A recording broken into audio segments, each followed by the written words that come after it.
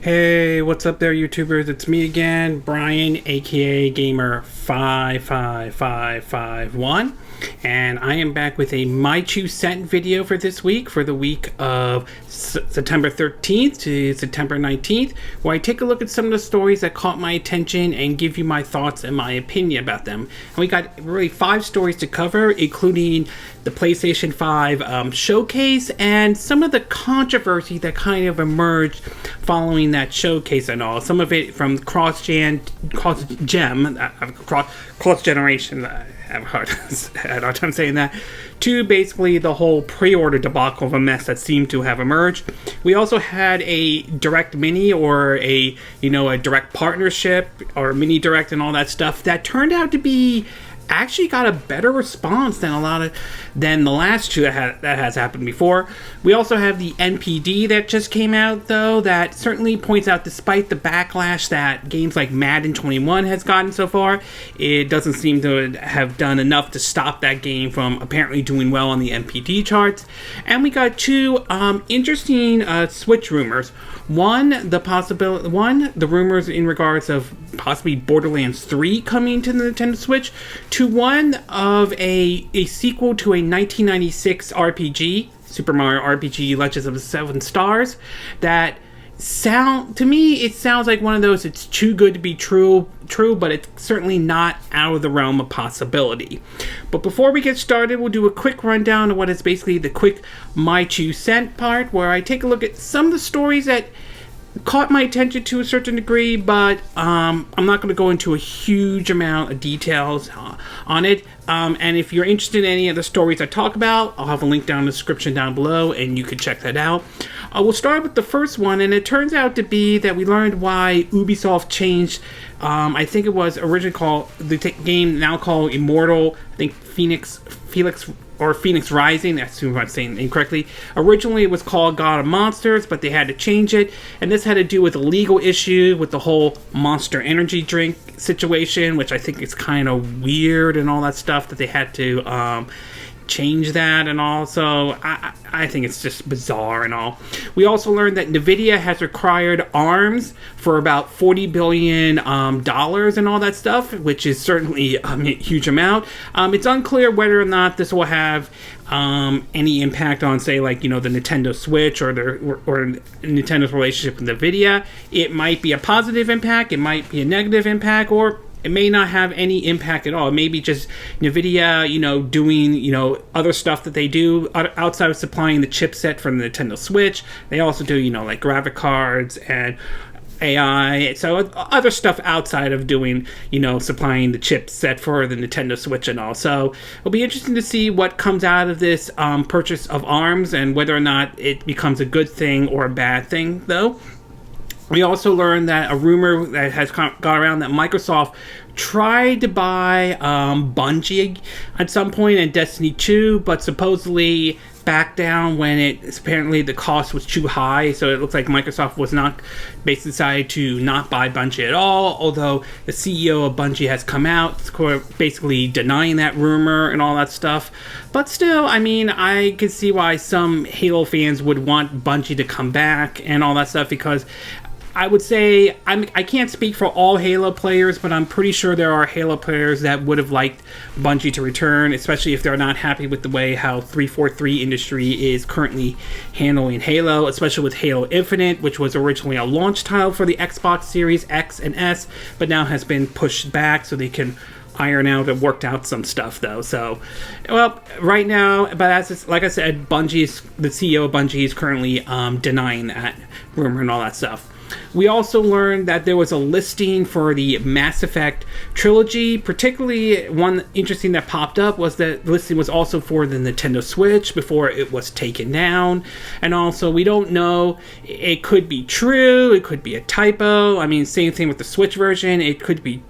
While it is possible, it could be true.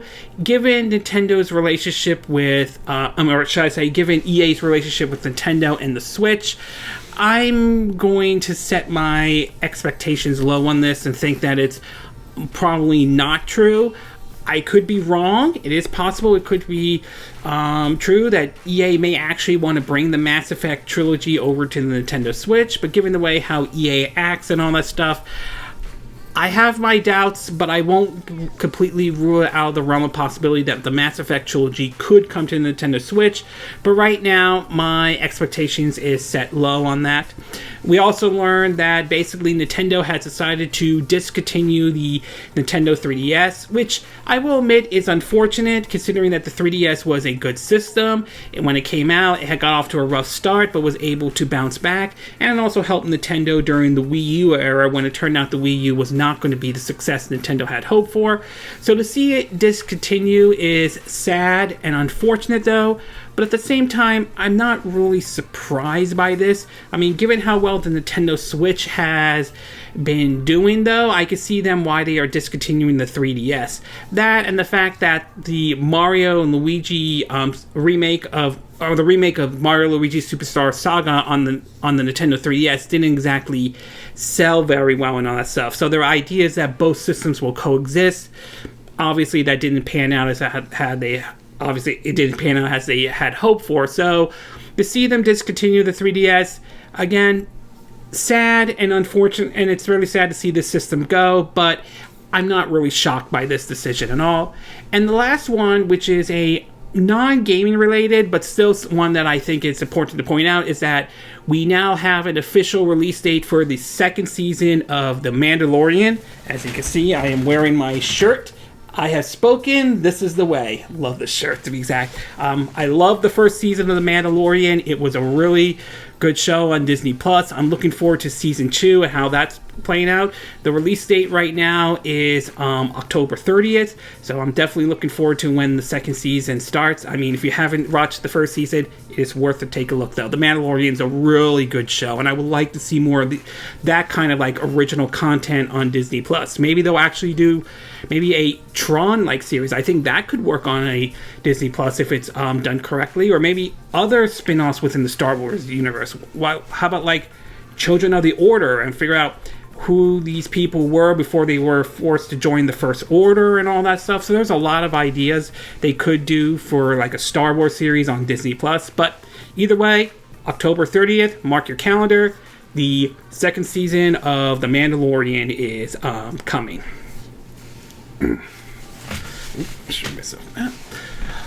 Okay, with the quick My 2 cent part now done, we'll get started with our first story, and this one has to do with a rumor that has popped out that apparently it seems as though a sequel to the 1996 classic Super Mario RPG's Legends of the Seven Stars on the Super Nintendo might be in the works. Now, that game, Super Mario RPG's Legends of the Seven Stars, was the first time I ever played an RPG and all that stuff. At that time, I wasn't really as good into RPGs as I am now. I'm a little bit better, but not 100% perfect and all that stuff. But Super Mario RPG Legends of the Seven Stars was definitely a fun game and all. I mean, it basically was like an enjoyable game. It was like one of the last Mario games, at least of what I'm aware of, that was released on the Super Nintendo back in 1996, before we were wowed with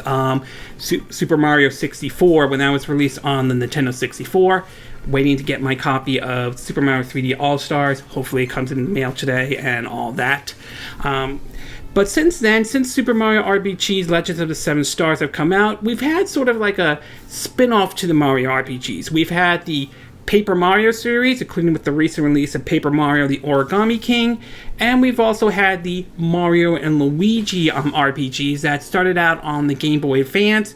Before we had, I think, 2 entries on the Nintendo DS, and I think 2 entries on the Nintendo 3DS, with one being a remake of Mario Luigi Superstar Saga that was originally released on the Game Boy Advance. Would like to see that series come to the Switch though. But for many gamers though, a lot of people have fond memories, especially for me, of Super Mario RPG's Legends of the Seven Stars. And it was amazing we've never got a sequel or anything like that to this game.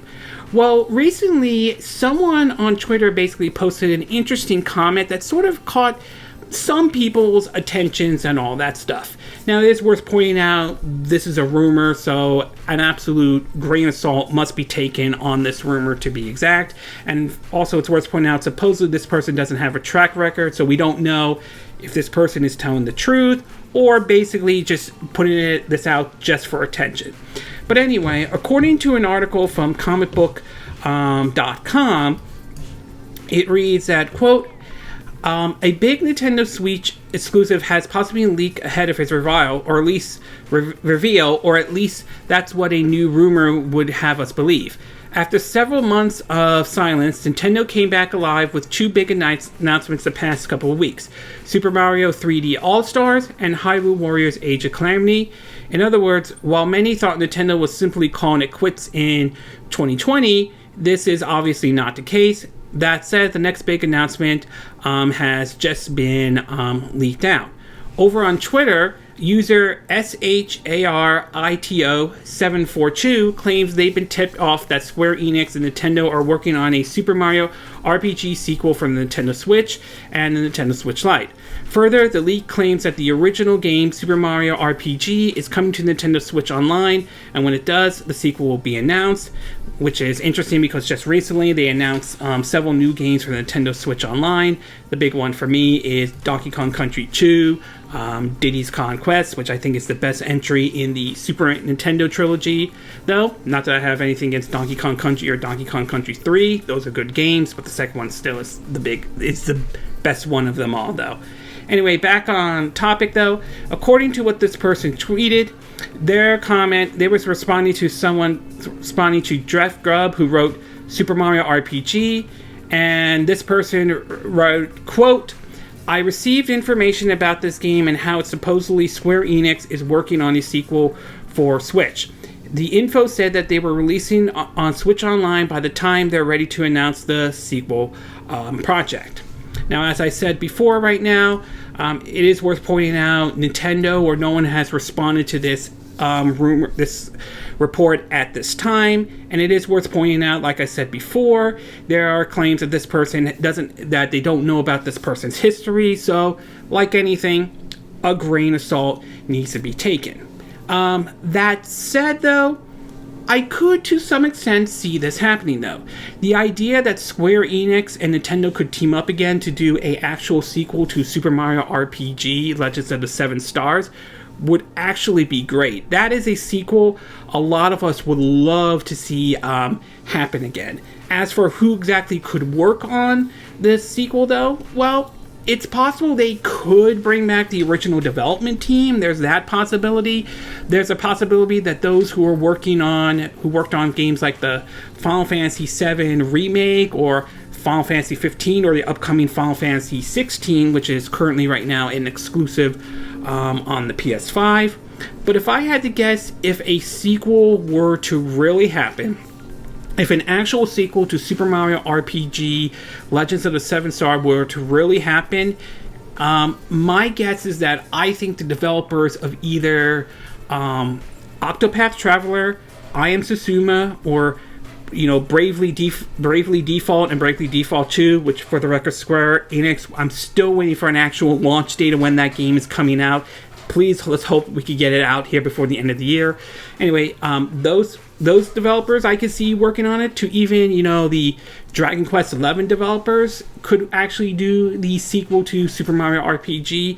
So if this rumor was true and they were actually developing a sequel to Legends of the Seven Stars, I could see those developers possibly working and making a sequel to Super Mario RPG's Legends of the Seven Stars, and I could see a situation where basically Legends of the Seven Stars could make its way over to the Nintendo Switch online service, very similar to how during the Mario Direct they announced all this Mario related stuff with the Super Mario 3D All Stars, followed by the announcement that Super Mario All Stars will make its way over to the Nintendo Switch online. So it's possible this stuff could happen. So overall, I would say, as far as this rumor goes, it's certainly not out of the realm of possibilities that this could actually happen.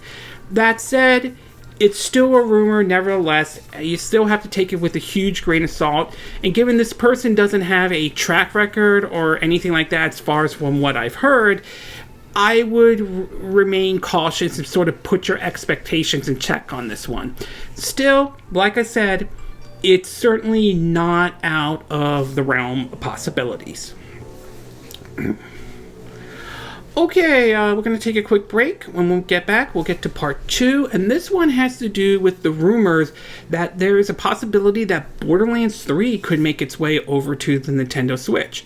So we'll take a quick break, and we will be right back.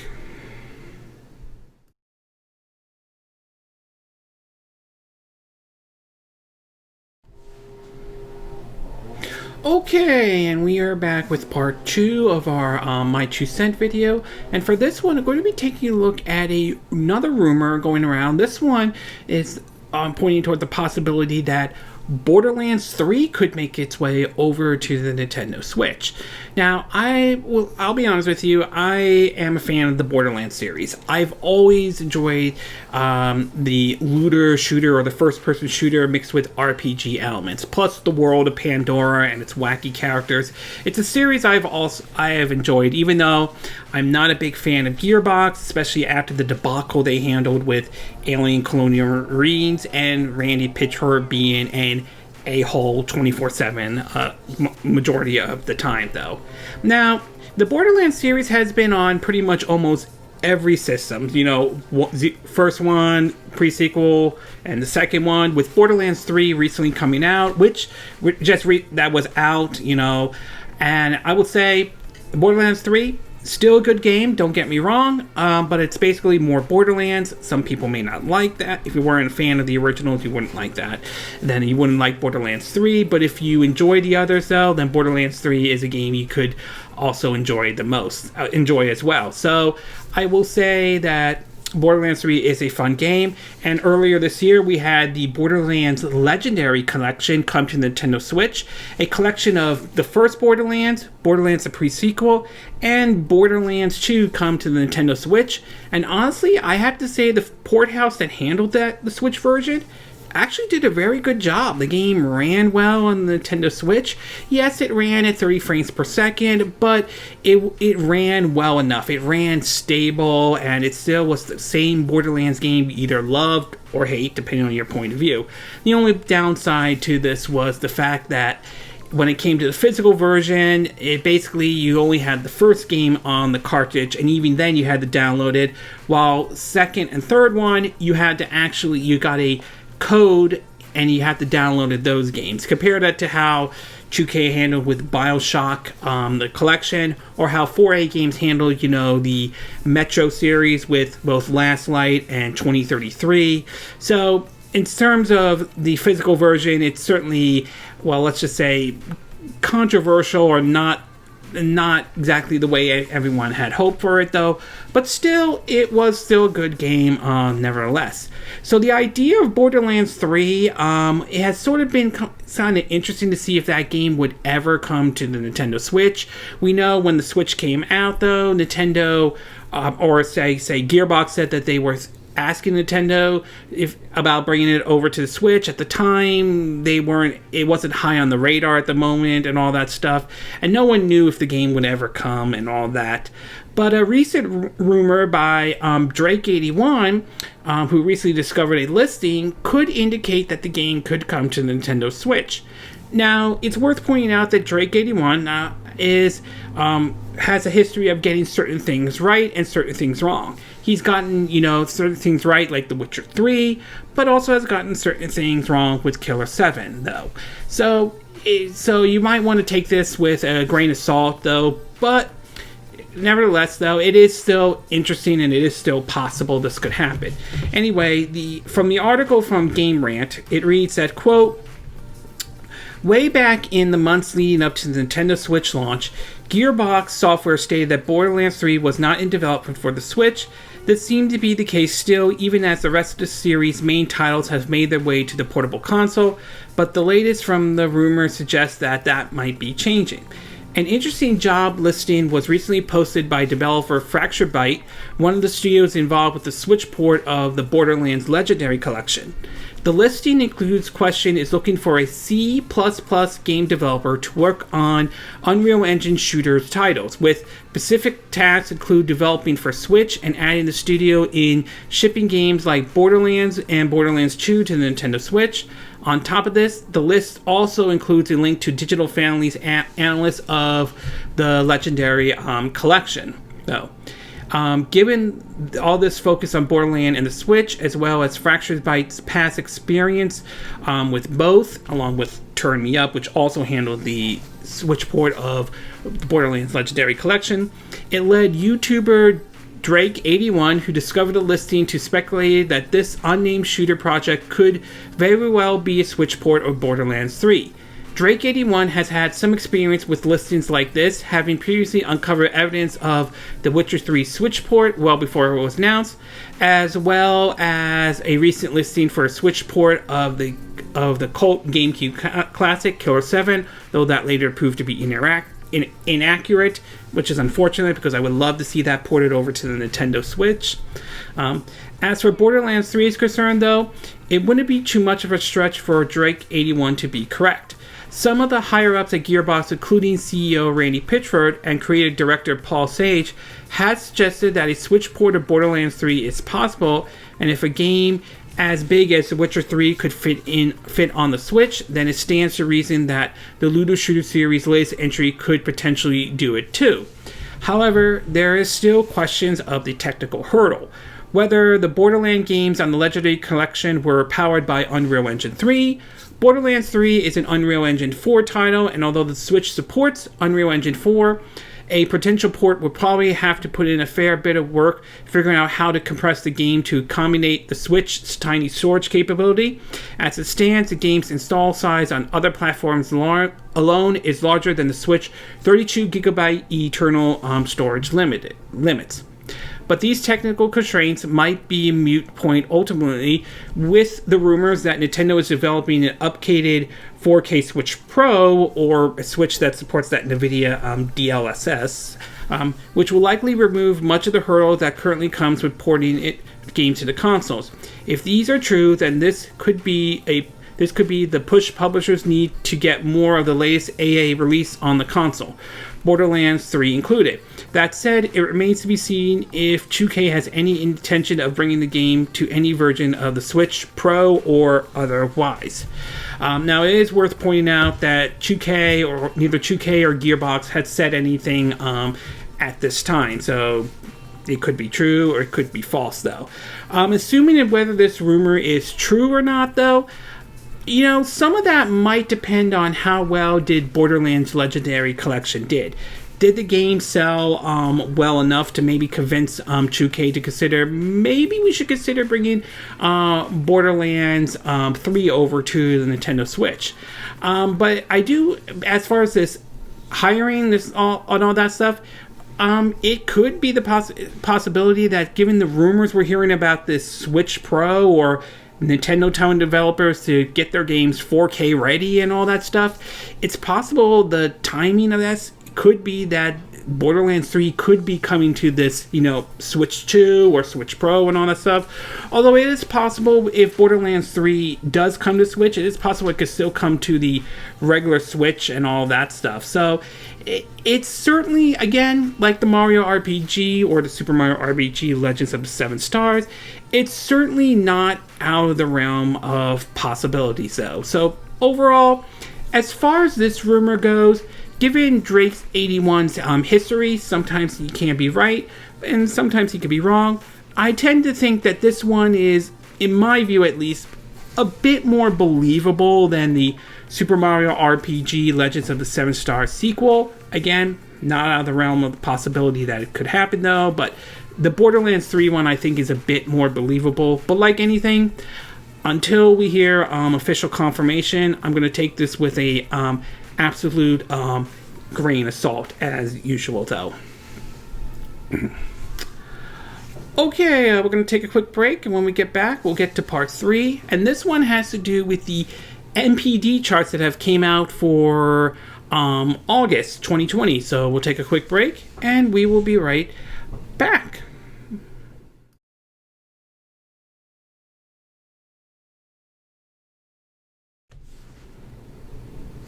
Okay, and we are back with part 3 of our My 2 Cent video, and for this one, we're going to be taking a look at the NPD charts, particularly August 2020's NPD. And basically this week, the NPD released them, and well, it looks like there was basically the big one for me is that despite the controversies or any of surrounding, games like UFC 4 with the advertisement, and Madden 21 with the whole bugs and glitches, it looks like that wasn't enough to really stop the games from being a financial success and everything like that.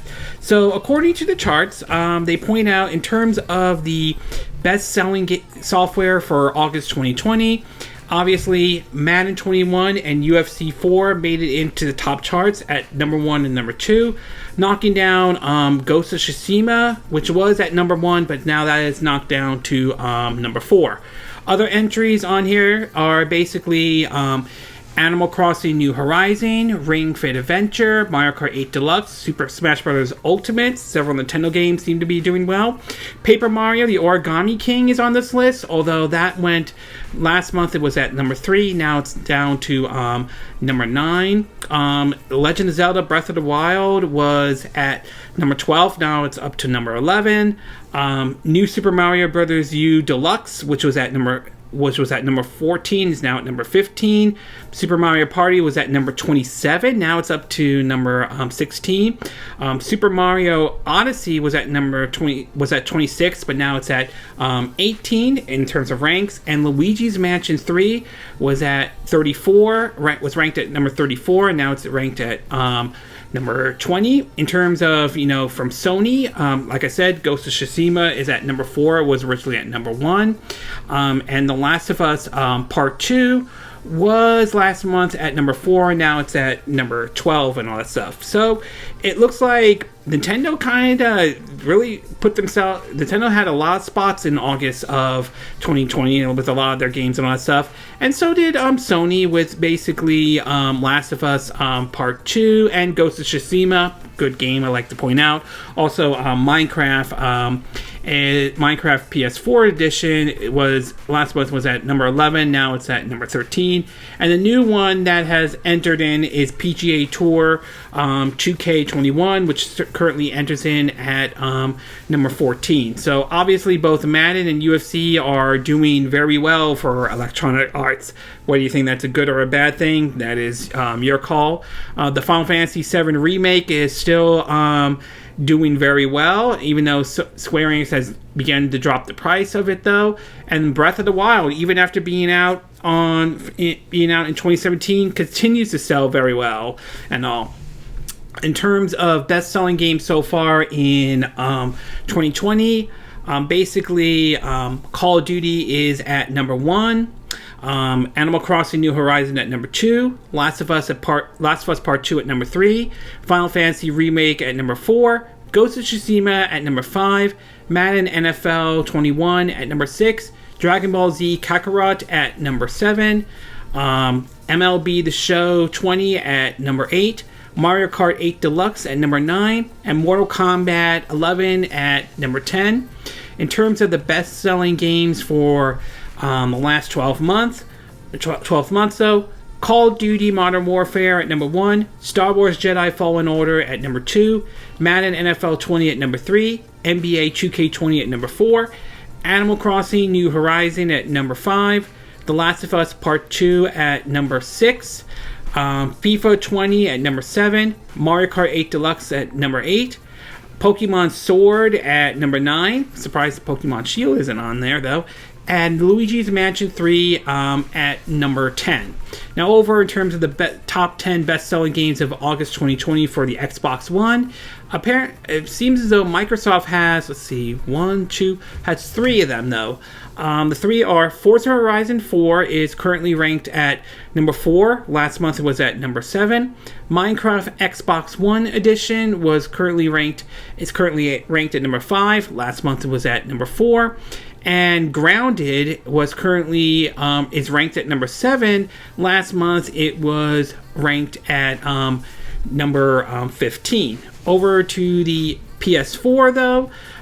Basically, Sony has about, let's see, 5 of their first party games that were in the top 10 best selling PS4 games of August 2020.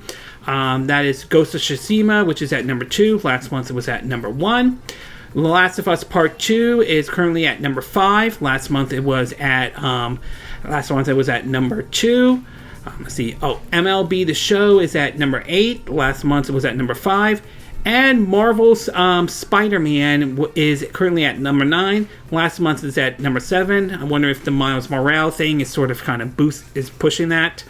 And last but not least, we have Nintendo Switch, in which all of their top 10 is first party only on this. And apparently the number 1 is Animal Crossing, is ranked at number 1. Last month at number 2. Ring Fit Adventure at number 2. Last month at number 3. Mario Kart 8 Deluxe at number 3. Last month at number 4. Super Smash Bros. Ultimate at number 4. Last month at number 5. Paper Mario The Origami King at number 5. Last month it was at number 1.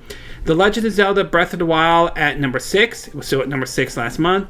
New Super Mario Bros. U Deluxe at number 7. Last month it was at number 7. Super Mario Party at number 8. Last month it was at number 9. Super Mario Odyssey at number 9. Last month it was at number 8. And Luigi's Mansion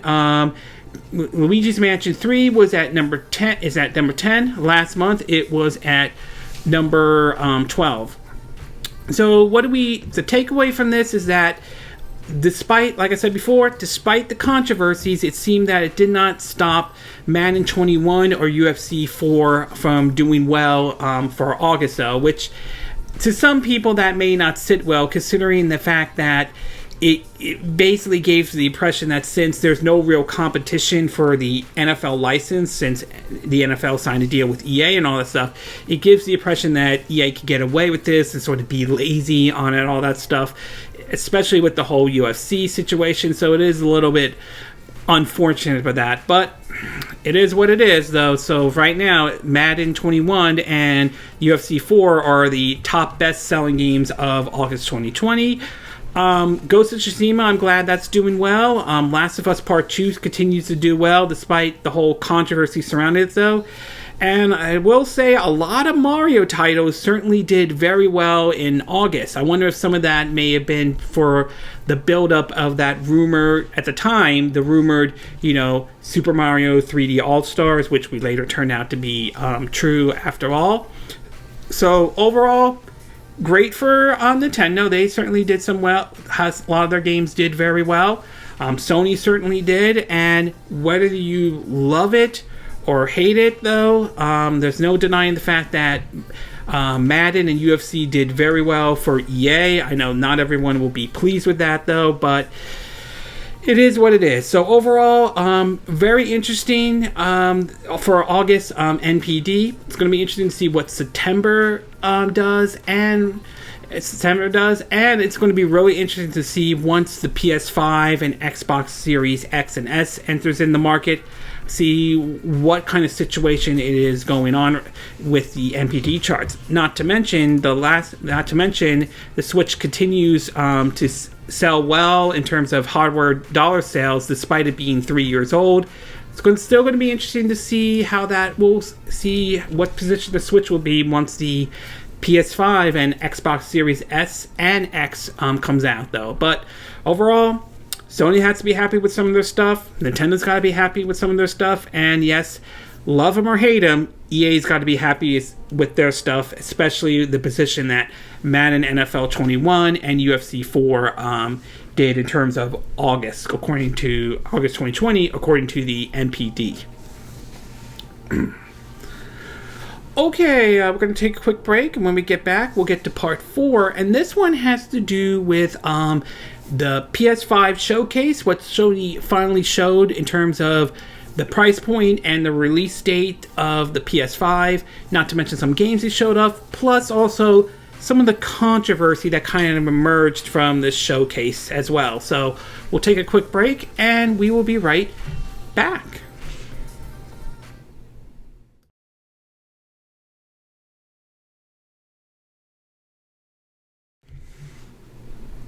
Okay, and we are back with part 4 of our My 2 Cent video for this week. And for this one, we're going to be taking a look at the PS5, particularly the PS5 showcase. Now, this was the week that Sony finally revealed some of the information that I think a lot of PlayStation owners were hoping and were waiting to hear from ever since Microsoft dropped their information on how much the Xbox Series X and Series S was going to cost. Xbox Series X was going to be $500, Series S is going to be $299, which is basically $300, and that pre-orders for those two systems will start basically on September 22nd. Well, for Sony, a lot of people were waiting to hear the official information, and we finally did with their PS5 showcase, where they showed off several different games that are coming to the PS5, and finally revealed the launch date and the price point, which all sounds great and all, but two controversies kind of emerged from this that really has put a bitter taste in a lot of people's mouth. One, I could see maybe not as a huge deal, but I could see sort of the controversy, and the other one, a lot of people are pissed off about it, which I can understand why. First of all, in regards to the showcase, though, what we saw basically were several games that honestly, I'm definitely pleased off. We know that Final Fantasy 16 will be a console exclusive for the PS5, which, judging by the footage that they showed, that looks great. And although I don't know whether it's a timed exclusive or not, so we'll have to wait and see. I know a lot of people are not big fans of exclusivity and all that stuff, but still, nice to show this off. It's definitely one I'm keeping an eye out for. Spider-Man's Miles Morales is definitely another one I'm looking forward to. Love the Spider-Man game on the PS4. I'm looking forward to this one as well. It may not be Spider-Man 2, but nevertheless, still looking forward to it though. A new RPG in basically taking place in the Harry Potter universe will be coming to the PS5 next year. It looks promising, but I have to see some actual gameplay though. I mean, the trailer looks nice, but I want to see some gameplay, but I like the idea and the concept nevertheless. Call of Duty Black Ops Cold War, still mixed on that one, being this is Call of Duty and being this is Activision Blizzard, and it does make you kind of wonder how much of it is accurate, how much of it is a vertical slice, and how much of it is actually true. So I'm taking a wait and see approach on this one, so I'm not really sold on Call of Duty Black Ops Cold War. We saw another trailer for Resident Evil 8, which is definitely on my radar as well. Arcane's Deathloop looks that looks interesting though, but we'll have to wait until next year for that one to come out. Devil May Cry 5 is getting a PS5 version though, which, I mean, Devil May Cry 5 is a good game, make no mistake about it though. Mixed about it coming to the PS5, but nevertheless, I might consider getting this one though, although right now it seems to be digital only. Oddworld Soulstorms looks neat. That's one I would probably keep an eye out, although I've been hearing it's also coming to the Nintendo Switch, which, if that is true, I might get it on Switch instead, but we'll see if that turns out to be true or not though. Five Nights is coming to the PS5 with Security Breach. Never played any of the Five Nights with Freddy, but I've heard some good things about it. Demon Souls, assuming this is the gameplay footage that they're showing, that's definitely one I will definitely keep an eye out for. Especially, I hear there's a graphical option which you can lower the resolution to get a solid 60 frames per second, which is, if that's true, I'm definitely going with that approach. Indeed, they talked about first party exclusives. They'll be free on PS Plus. We officially got the release date for a lot of the PS5 and all. We now know that it will come out on November 12th in US, Japan, Canada, Mexico, Australia, New Zealand, and South Korea. And November 19th to the rest of the world. They also put something in here that says, quote, availability in each country subject to local import regulations. PS5 launch date for China is still under exploration and will be announced at a later date. In terms of price point, we now know that the one with the Blu-ray drive will cost $500, which isn't shocking to a lot of people who heard this announcement, so I'm not surprised by it though. Wish it was much cheaper, but being that Xbox Series X was $500, I'm not surprised this one is $500. The discless, the digital version, will be $400, so this one will be $100 more than what the Xbox Series S is going to be. Whether you think that's a good value or not, whether you think that's better than the Xbox Series S or not, that's going to come down to everyone's opinion on that. So we have the official launch date. Plus, they also showed off they teased a new God of War called Ragnarok is coming, which will be out in 2021, which is nice. The God of War on PS4 was a good game and shows that people who still play single-player games, despite what some folks out there like to say. Not to mention, it also shows that you can have a game that looks good and plays good at the same time. So while the presentation-wise, or the showcase that they showed, was certainly enjoyable and good, there was some controversies that kind of emerged from a lot of it, though. Outside of the fact that PS5 launch games are going to cost like around $70 and all that stuff, which may not sit well for a lot of folks, the two big controversies that kind of emerged from all this is the fact that, number one, it doesn't look like you'll need a PS5 to play Horizon Forbidden West or Spider-Man's Miles Morales or Sackboy or some of the games, considering that now they will be bringing them to the PS4, sort of like a cross-gen, which I'm not losing sleep over it, but not everyone's happy about it, considering that Sony made a comment about not doing this earlier or anything like that. So for them to kind of change course is not everyone is pleased with that.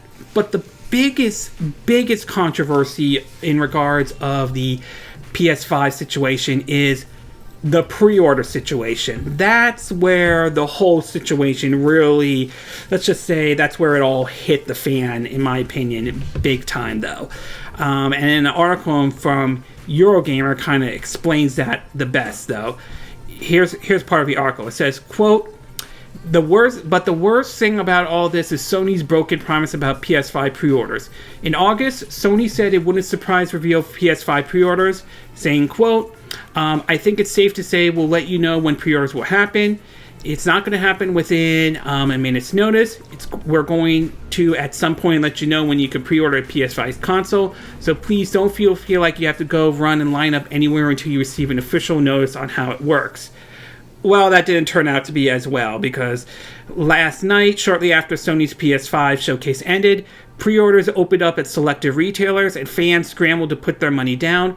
Pre-orders literally went live before Sony made an official announcement that they were going live, and it just made situations worse and worse. Though there were people who were trying to pre-order it but couldn't get through. Websites have crashed, though. I went to my local GameStop, and they had people calling in saying that if they could pre-order the PS5 and all that stuff. So as far as the pre-order situation goes, pardon my language, but they royally fucked that one up big time, though. The way they handled it, though, compared to what Microsoft's doing, where they set an actual date and all that stuff. Assuming that we'll see how well that one does when pre-orders go live on September 22nd and all that stuff. But the way Sony handled this was just bad in terms of the pre-order situation, though. I mean, the fact that you're hearing people having a hard time even trying the pre-order system is just bad.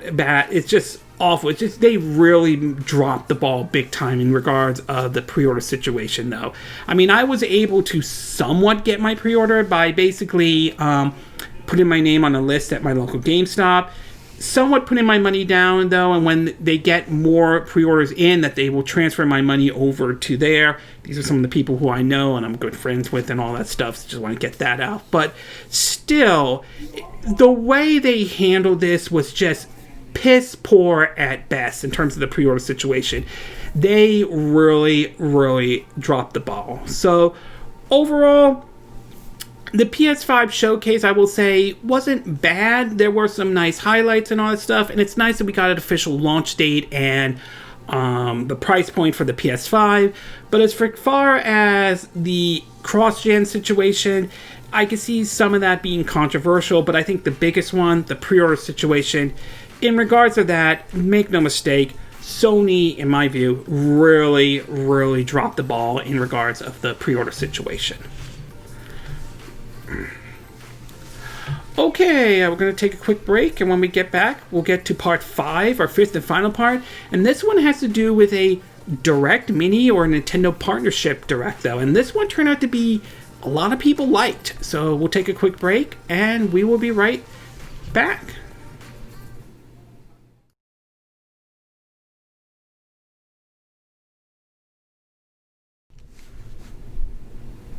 Okay, and we are back with our 5th and final part of our My 2 Cent video, and for this one, we're going to be talking about the Direct partnership or Nintendo Direct Mini, and I have to say, this wasn't for a Direct partnership. This was actually very good, though.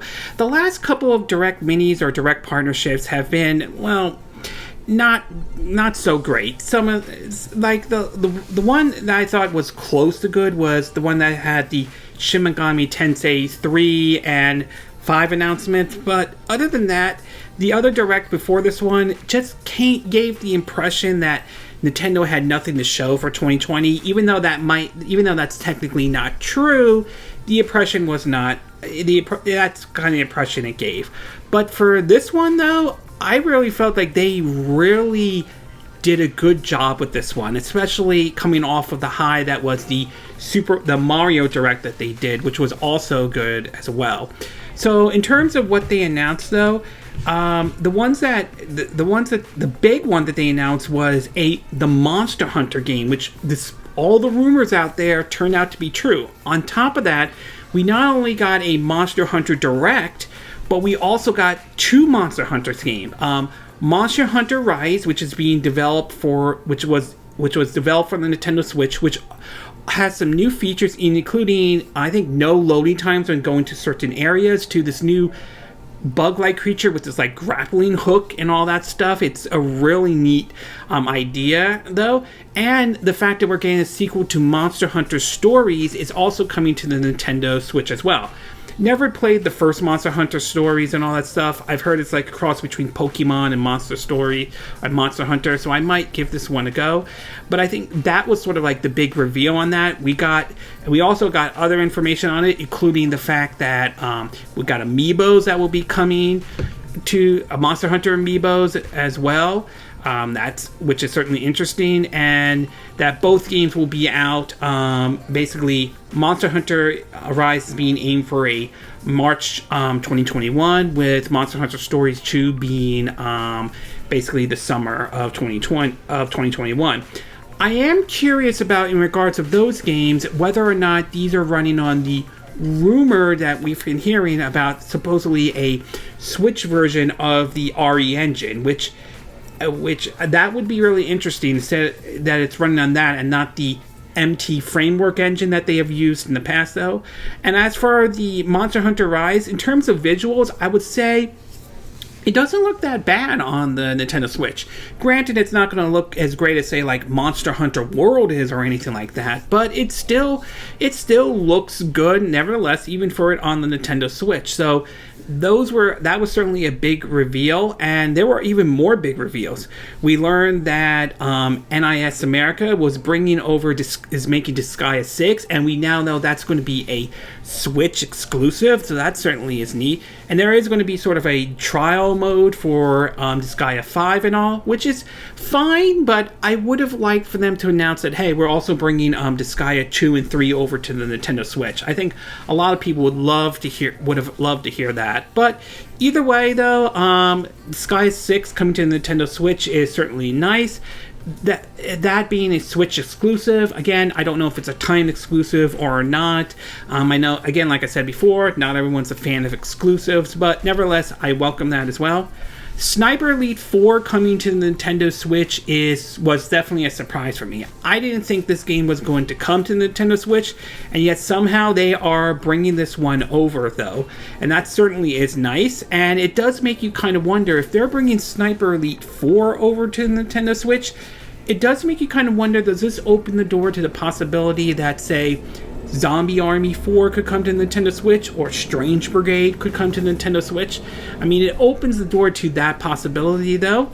We also saw gameplay footage of Rune Factory 5, and that one looks nice. I mean, I did enjoy Rune Factory 4, and this is one I probably will keep an eye out, though. We also saw other things like Fitness Boxing 2, which will be arriving on December 4th.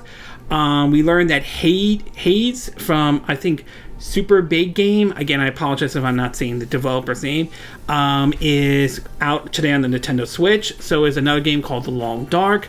Ballin' Wonderworld. I mean, that one looks kind of interesting. I'm definitely getting a Knight's Journey into Dreams vibe out of it, though I might keep an eye on this one and take a look at this. We know it's coming to, I think, the PS5 and Xbox Series X and S. I think so, but it's also coming to the Switch, so I'm definitely going to keep an eye out that one, though. And of course, we have Empire of Sin, which looks kind of interesting. It looks like it's a combat looks kind of like what I think you would see from XCOM 2, but it's sort of like a 1930s and 40s style. I might keep an eye on that one. But the other big one that no one thought was going to come as well was Ori and the Will of the Wisp. That was kind of surprising to me. That was sort of like on the same level as sort of Cuphead surprising. Remember that last year when they announced Cuphead was coming to the Nintendo Switch? So this one, along with Ori and the Blind Forest, it's pretty amazing that Microsoft would bring this game over. And it does make you kind of wonder, although I will admit this is sort of a long shot, and I highly doubt this will happen, but it does make you kind of wonder, could Microsoft bring over, say, something like, say, Halo or Gears or anything like that? Could we see something like that on the Nintendo Switch? Again, I will admit it's a long shot and it's unlikely that it will happen, though, but seeing them bring over Cuphead, Ori and the Will of the Wisp, and Ori and the Blind Forest to the Nintendo Switch, it does make you kind of wonder, could they bring over those games as well?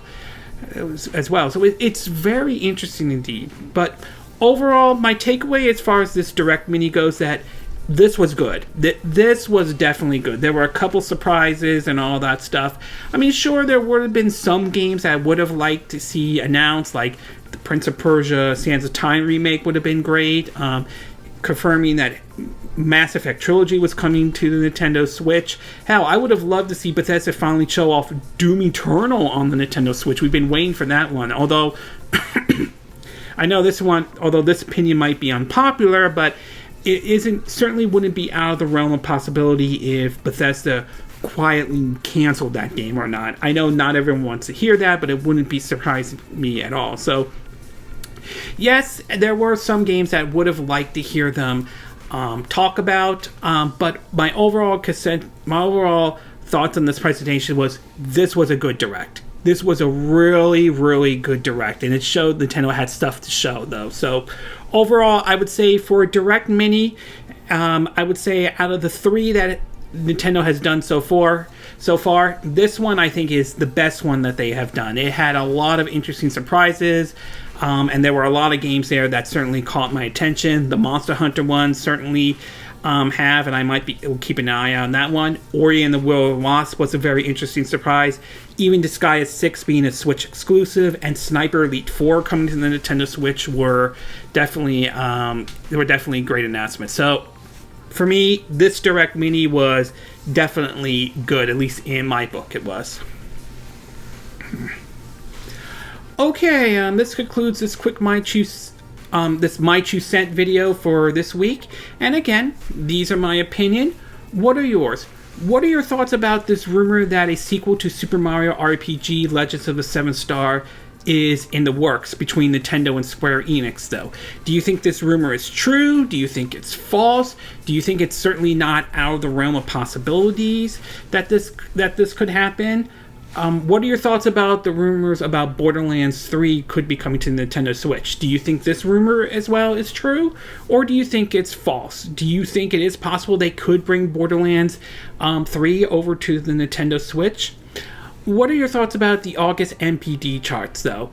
Were you were you disappointed to see Madden, NFL 20, and UFC 4 dominate the charts, or are you really not shocked about this announcement at all? Are you pleased to see the Switch is still continuing to do well? Were any of the games that were charted, were you surprised by where they were positioned, or were you not surprised at all? What are your thoughts about the PS5 showcase, though? Were you pleased with what Sony showed off during the PS5 showcase? Were you not pleased? Were there games you wish that they showed off? And what are your thoughts about the controversy surrounding the cross-gen and pre-order situations? Do you think the cross-gen controversy is justifiable, or do you think some people are going over the top with it? What about the whole pre-order controversy? Do you think Sony could have handled that situation better? Or do you think that this isn't, in regards to the pre-order situation, it isn't Sony's fault at all? And what are your thoughts about this Direct Mini or this direct partnership, though? Were you pleased with what they showed off? Were you not pleased at all? Were you surprised to see Monster Hunter, 2 Monster Hunters games come to the Nintendo Switch? Were you surprised to hear Disgaea 6 is going to be a Switch exclusive? Were you surprised to see Sniper Elite 4 or Ori and the Will of the Wisps show up on the Nintendo Switch? Did you like the presentation? Did you not like the presentation?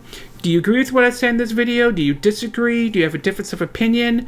As always, sound off on the comment section below. Let me know what you think. And if you like this video, I hope you hit the like button. I would appreciate it. And I hope you do subscribe to my YouTube channel.